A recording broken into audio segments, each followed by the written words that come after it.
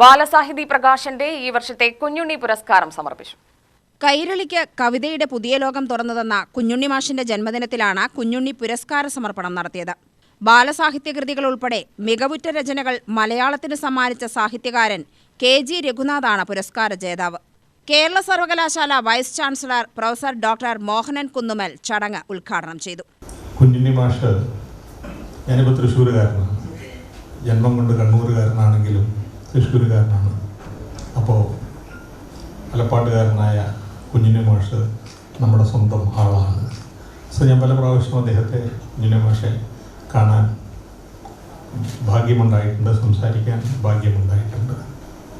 നമ്മുടെ സാഹിത്യകാരന്മാരുടെ ഇടയിൽ ഏറ്റവും പൊക്കമില്ലായ്മയാണ് എൻ്റെ പൊക്കമെന്ന് പറയുന്ന ഏറ്റവും പൊക്കമുള്ള സാഹിത്യകാരനാണ് കുഞ്ഞുണ്ണി മാഷ്.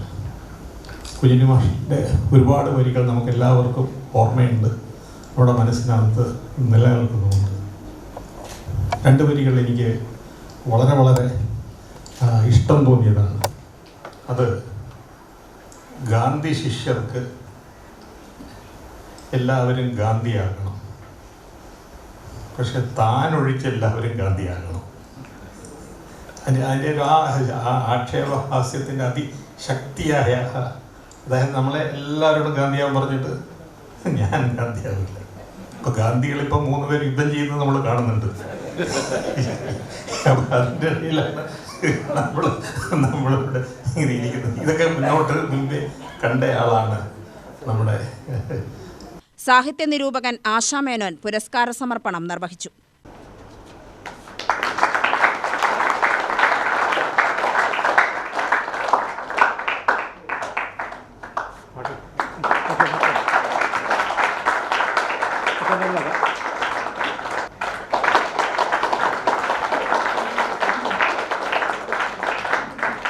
ചെയർമാൻ ഡോക്ടർ ഗോപി പുതുക്കോട് അധ്യക്ഷത വഹിച്ചു.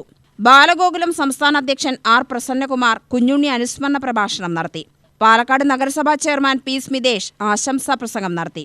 പുരസ്കാര ജേതാവ് KG രഘുനാഥ് മറുപടി പ്രസംഗം നടത്തി.